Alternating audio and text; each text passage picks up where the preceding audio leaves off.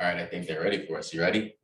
Let's get it. So, what's up, everyone? Welcome to another episode of We Got Next. I'm one of your co-hosts, Christian Hayes, aka AO Shifty, and we appreciate you all, as always, supporting us, giving us the comments, the feedback, and just letting us know how you feel about one, our content that we give you, but two, also everything that we do talk about. So, as you can see, it's just me for today. I'm gonna have to have a talk with Steven's kids and tell them a story about Wolverine, but we'll get into that another time because we're gonna make sure that their health is right moving forward. But before anything else, we're about to jump into the fast break. But what I want to say is we want to say thank you so much for all the people that watched the Unison video. It finally hit 1,000 views. If you haven't checked it out, go check it out. Give your comments, feedback. Make sure to like the video.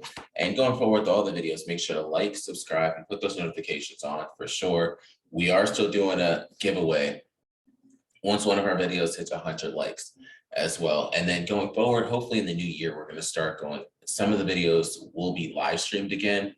We stopped with that, and we noticed just putting out at certain times during the middle of the day worked out better. But you will start to see videos become live streams. If you guys have certain times that you want, let us know. We'll try to do that. Or even if we have to do 2 videos, we'll make sure one of the videos can be live streamed.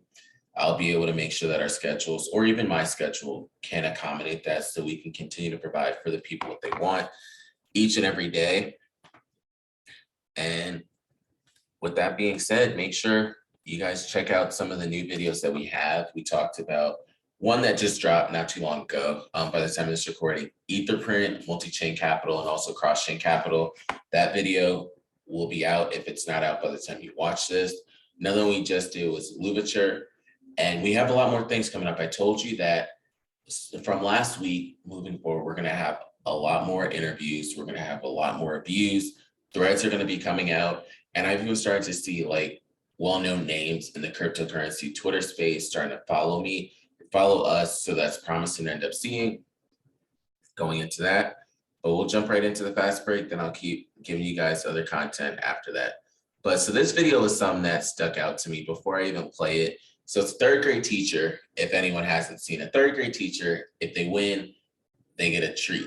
All the kids get a treat. So first off, if that's me and I'm one of the students, guys, I'm like, bro, like, come on, teacher, if you make this, come on, Mrs. Such and such. Like, I believe in you. Even if I didn't even like the teacher, I'd be like, yo, we about to get something, some hot coffee, hot chocolate.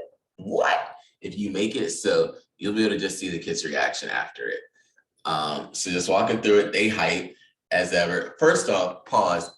You just saw the shot, but before you even get to the shot, please look at how far away. It's not a close shot. I don't care where. Look at that. Like, she legit tried for that. And you can also tell she hoops. This is not something like, all right, whatever. I'm gonna just try it for the first time today. Nah, first off, look at the follow through. Second, let's just keep going back.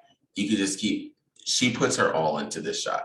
And that's something I like. She said, let me prepare for this. Let me get into it. She said cash. And the kids went wild. They was going stupid because they were so hyped. Kids just said, I'm going to throw up a ball. I don't really care. We just hyped. We just won. Oh, throw the ball up again. Of course, you got the one little random kid over there that's like, whatever. But all these kids like, yo, we just won. We got it. Watch Red Jacket. My man in the red jacket with the basketball paid attention to everything the teacher did the whole time. He was like, yo, she made that joint. She just made it. Hold up. Let me get my basketball again. Yo, she just made it. I don't care what y'all be doing. I'm going to do my own celebration over here. She just made it. So that's the video for you all. Just to give you the background, the rest of the stuff I didn't tell you guys with this. So it's a 3rd grade teacher. The teacher made the shot for our 3rd graders that are out there. So 3rd grade teacher, and all the kids got to win hot chocolate if she made it. So you love to see stories like that. So kudos to that teacher out there.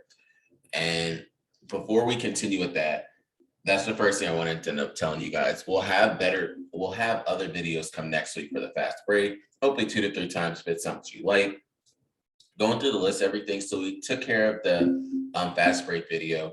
Going forward, we're going to have the cryptocurrency segment, and then we're going to have NFL, NBA, and the sports segment. So we'll cover all that today, and that's always going to be the lineup. I know some people have asked questions about how the lineup is always going to be each and every week. But that's how it's always going to be on this show.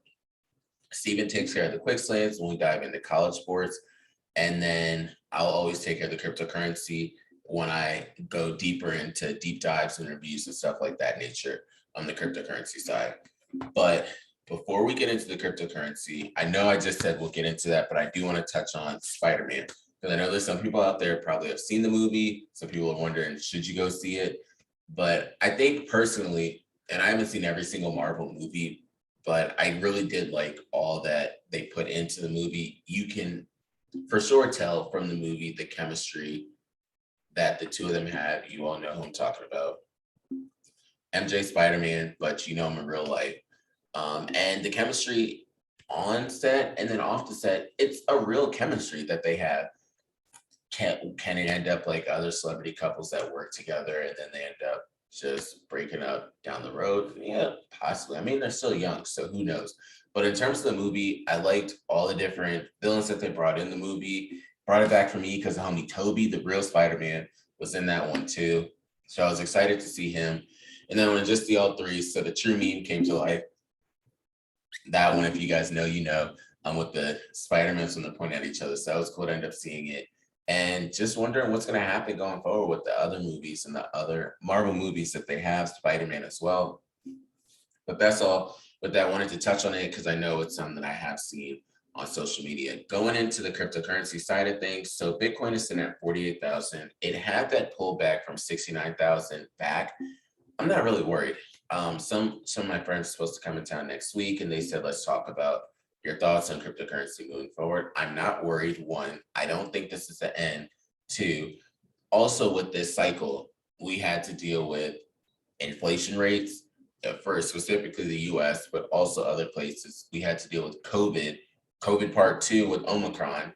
And some of these things do play a factor. I know Evergrande wasn't something a lot of people think about, but if you do pay attention to some places, Evergrande did play a factor too. There are some places around the world that are going back into another lockdown. Not everywhere, but there are some places. So some of these things do play a factor in a positive and negative way. So for people that feel as though none of this plays a factor, it's not just all liquidation. I know a lot of people do say it's just straight liquidation. I can promise you it's not just straight liquidation. People are thinking about other things. So you're telling me when COVID-19 happened in March of 2020, that was liquidation? No, get out of here. That had to do with COVID itself, and people did not know if things were going to come back. So with Omicron coming, that did play a factor in the price as well, and more people being affected by Omicron, people having the new strain of COVID-19. So anyone out there that has had it, or they know friends that have had it, you are all in my prayers, and I do hope everyone ends up getting better. We will get through this, but it is a tough time. And in terms of the price, I do believe Bitcoin's going to continue to go back up. There will some pullback. This is a great time to end up buying in. If it goes farther down in the pullback, I will be putting in more in. Never put all of your cash into any asset right away. Always have cash on the side. I know they say, oh, you should put it all in now. Don't do that. Always make sure to have between like 1% and 5% in cash at all times, so that if there are pullbacks and drops in the market or markets, again, not financial advice with any of this, just telling you how I would do things. If you want to heed how I'm doing things, congratulations, kudos. If you don't, I respect you too. But so Bitcoin is at 48,000. Ethereum has been chilling around that 4,000 mark, and it's currently sitting at 39.67 as of this recording. Binance Coin is at $534. USDT Tether at $1. Solana's still up there, 178. Then you have XRP, US dollar coin. You have number 8 is Cardano. Number 9 is Luna, Terra. And then number 10, you have Polkadot. 11 is Avalanche. So the ones I want you guys to pay attention to before we go forward, and the ones that I am always looking into, for starters, look at number 14, Polygon. I remember when Polygon, aka Matic, was sitting at $0.015. So just imagine the returns and gains you get from them. Two that I liked back in the beginning were Polygon when it was Matic and Band. Those were the two I really loved. I love what the communities are doing, and they've gone in two different directions. Matic has continued going up, so kudos to them. And the other one's Avalanche. I really do like what Avalanche blockchain is doing and the partnerships that they have. and Luna is another one. Dread Bongo out there on Twitter, he put me onto it. I noticed a little bit about it, and then I started to dive deeper, start to check out what they're doing and what they've done with Travala. So you can use UST, which is another big thing. And a lot of people are starting to catch on to UST instead of using USDT or USDC. It'll take more time to get more pairs, but it is something I think a lot of you all should take note of and start looking into. But the three on this, I will give you guys more as we go on. I never want to just give you three. I'll give you a couple of options so you guys can check. So this, in terms of the volatility and risk in cryptocurrency, these are my lower risk because they're worth over $1 billion. And that is Terra, Avalanche, and Matic. So those are three here. Going into some of the news. So Alchemy, the ticker is ADS. And it's one of the different cryptocurrencies that are in the Unison incubator. So on DMAS, the dual multi-asset chain that they have, when you can end up staking your Unison, and then you'll end up getting rewarded in the different ones. So they have like Cirrus, they have Alchemy, they have Geek, and there's like other ones that are listed there too. One that I will say before I keep going with Alchemy, I don't know if it'll happen, but I really would love if a part of so DMAS dual multi-asset staking, but if Elite Zero would ever participate in the DMAS. I don't know if it'll happen. I don't know anything, but it'd be kind of cool if it was a part of that incubator. But Alchemy got listed on KuCoin. So if you're staking Unison, you're already getting rewarded in ADS, and then just got listed on KuCoin. You don't have to do anything. You're getting rewarded ADS and these other different cryptocurrencies for holding it, and you're going to reap the benefits of it. So you don't have to worry about anything. So I would say to people, don't have to follow me. Again, this is not financial advice, but stake your Unison and you'll get rewarded so much in different ways. You're diversifying by just holding one because of the rewards you'll get. Next thing, so Crypto.com is buying Super Bowl ads. And that's a big thing because, well, Crypto.com has bought a Super Bowl ad. 91 million people viewed the Super Bowl last year. And just going forward, it's an exciting thing that many people have viewed the Super Bowl in the past, and then the potential of what can happen this year. Just the amount of exposure that cryptocurrency can then get. Imagine if only 1% of that ended up going into cryptocurrency. Check it. Imagine if 0.5% decided, let's try and get into cryptocurrency. We don't even need 1%. Give me 0.5%. And what if that's a couple of billionaires or even some millionaires that decide to invest? And even Bitcoin. People trickle down. It happens every single time. As Bitcoin runs, people funnel their money into other altcoins, and that's how the cycle ends up going. But I think it's a promising thing. Crypto.com is continuing to do things. So is FTX. And I love to see it. You love to see what these exchanges are doing. They can help so much. They're benefiting themselves, but they're also being a team player and helping the rest of the market.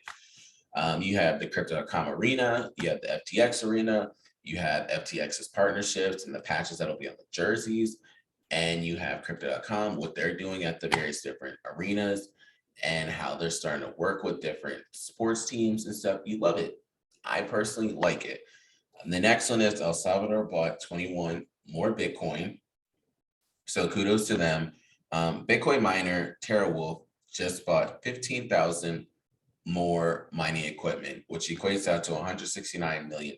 So they're all in with this. They're going to continue to put more money into it because they know the end goal when it comes to Bitcoin.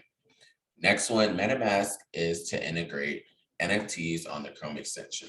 That's a big thing. You're starting to see more and more potential and more people learn and gain exposure to NFTs. And something I like, make it easier for people to end up getting NFTs. Don't make it tougher for them, because I can speak for Americans here. We like convenience. So if you can give it to them on a silver platter with a spoon, they don't have to do much work, you'll get more people involved. If you make it 3-4 steps for them to end up getting an NFT, they're gonna be like, nah, I'm straight. Some people will take the extra effort and energy it takes, like me, but other people won't do that. So give it to them the way that they want, and things will end up being fine.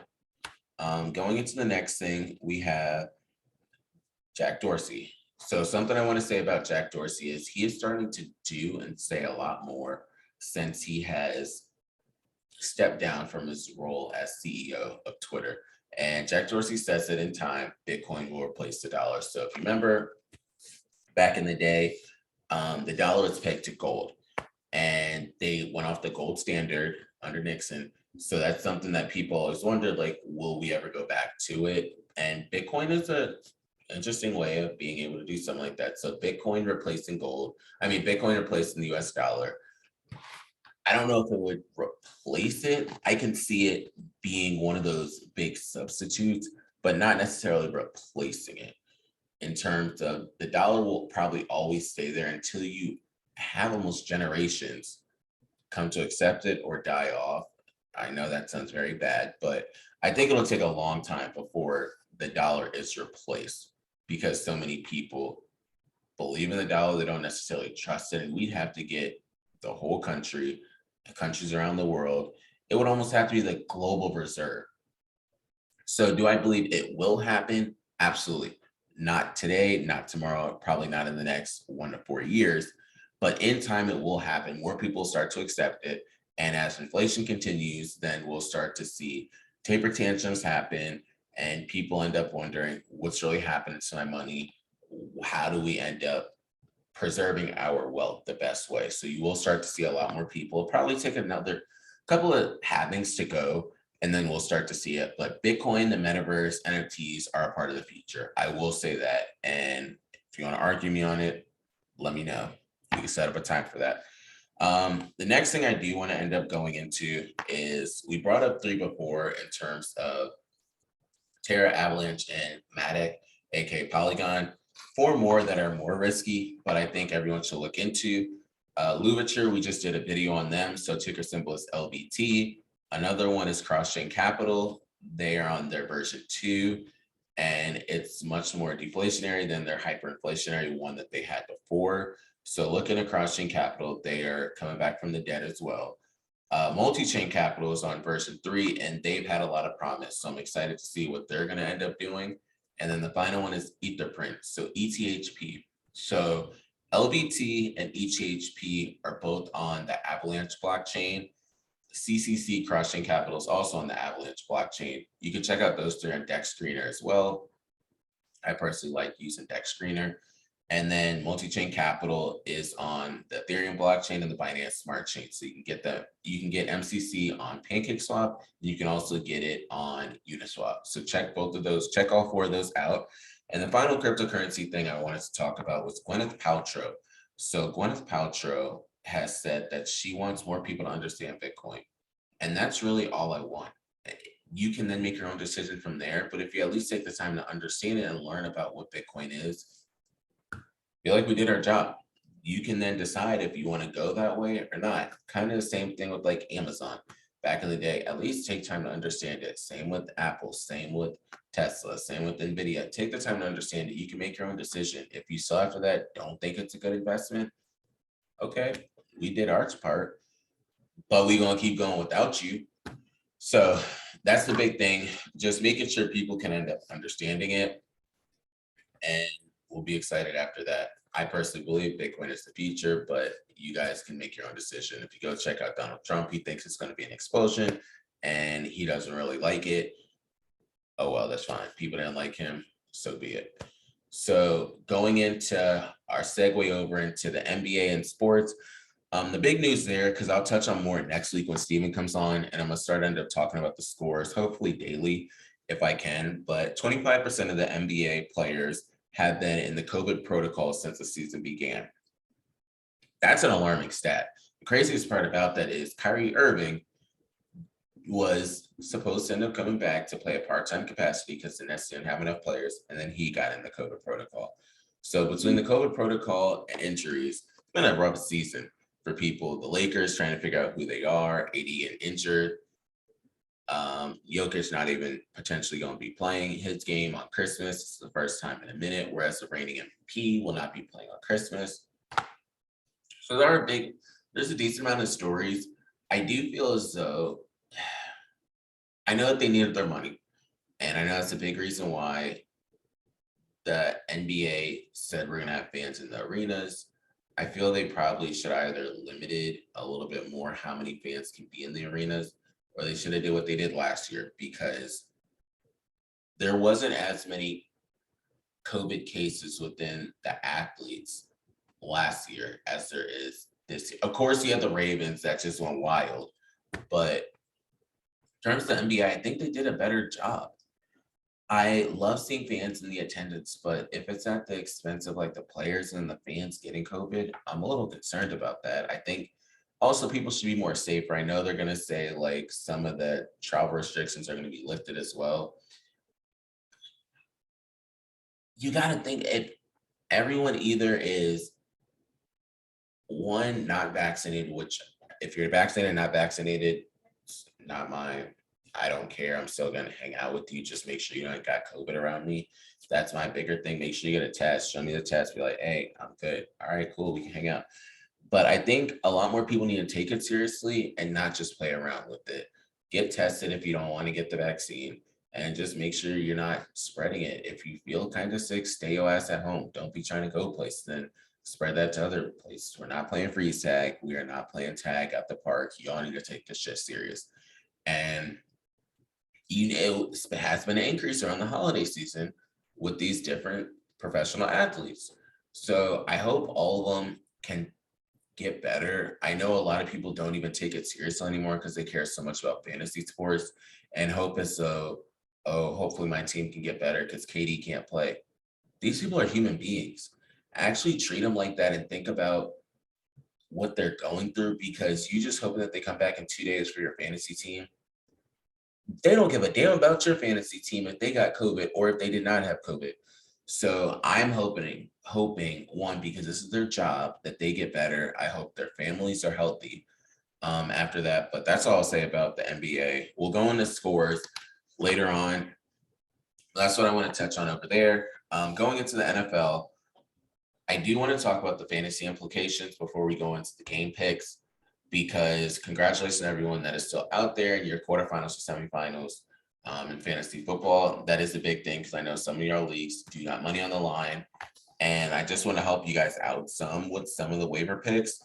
So some names that probably are out there. So Gabriel Davis, keep him in mind, just because Cole Beasley's out. So you want to monitor to see if Emmanuel Sanders is going to be playing. If Emmanuel Sanders is not playing, that is important for Gabriel Davis. I know they're playing the Patriots, but they're first going to try and shadow and focus on Stephon Diggs. And of course, Knox is going to be your second one that they do focus on. And then Gabriel Davis should be able to get some one-on-one coverage. You can't double team everybody. Josh Allen needs to be able to get the ball out.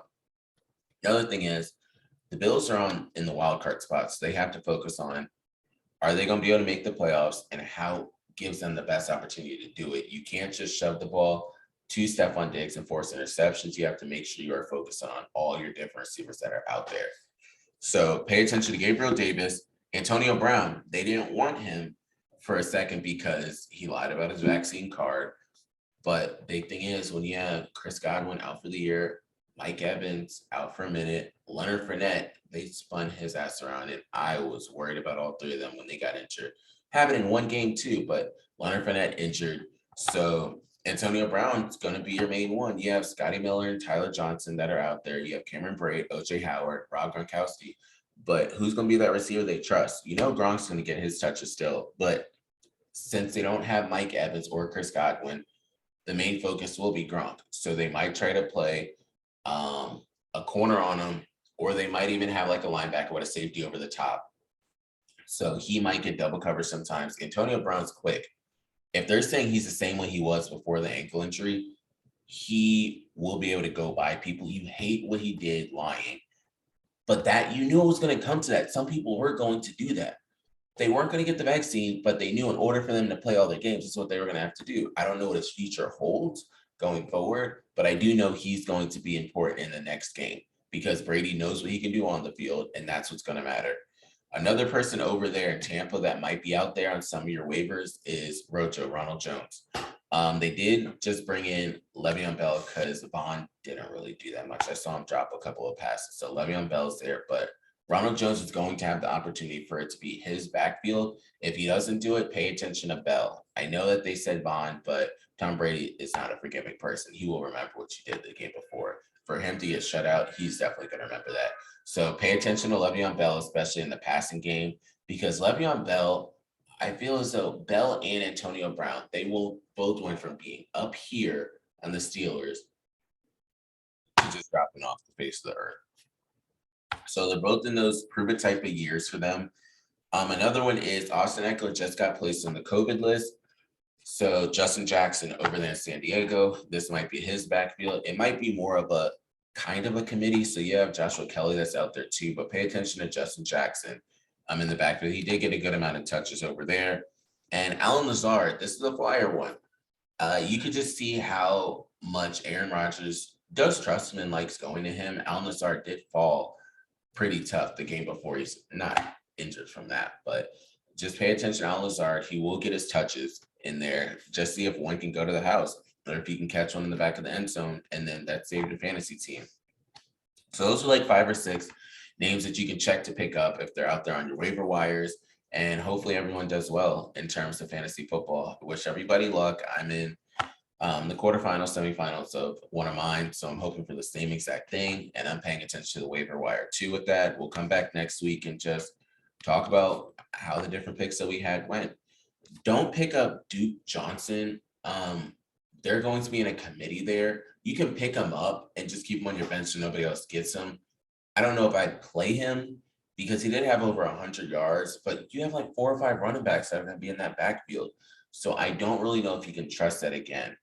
Gaskins and Waddles are back. Waddles coming back this week. Gaskins did come back, but how they always will do it is they'll lead them back on into the game. So that's something you need to pay attention to if Myles Gaskins will have more run or if his time in Miami is just over. I heard in the beginning a lot of people like Myles Gaskins for fantasy football MVP. Well, that shit didn't happen.